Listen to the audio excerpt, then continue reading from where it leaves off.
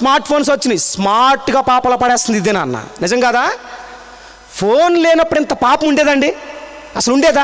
ఈరోజు నా పాపం ఎంత భయంకరంగా పేట్రేగిపోతుందని అంటే, ఈవెన్ చాలామంది ఇక్కడ కూర్చుని కూడా చాటింగ్ చేసే పనికిమాలలో ఉంటారు. కొంతమంది మందిరంలో కూర్చొని చాటింగ్ చేసుకునే వాళ్ళు ఉంటారు. మీరు ఆలోచించండి, మందిరానికి తగలడ్డామంటే నువ్వు చాట్ చేసుకోవచ్చా? ఇంకొంతమంది ఉంటారండి, కొన్ని ఒక చోట పెడితే, పేరు చెప్పను, ఊరి పేరు, ఆ ఊరు మరి ఈ ఊరిలో మంచి దైవజనులు ఉన్నారు. ఒక ప్రాంతమే, నేను మిగతా ప్రాంతంలో మంచి సేవకులను చూసాం. ప్రతి ఒక్కరు స్టేజ్ మీద కూర్చుని కింద ఉన్న విశ్వాసులు చెప్తున్నారు, అన్న మీరు వాక్యం చెప్తుంటే పాస్టర్లు అందరూ ఏం చేస్తున్నారు? వీళ్ళు ఏమనాలి?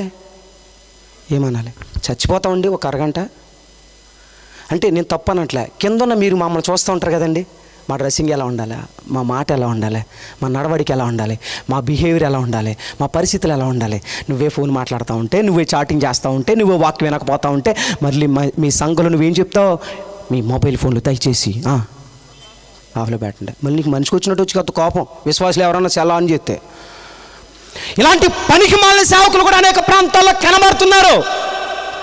నేను మళ్ళీ చెప్తున్నా, నీ సెల్ ఫోన్ నీ ఆత్మీయ జీవితాన్ని కట్టేలా ఉండాలి కానీ పాడు చేసే విధంగా మాత్రం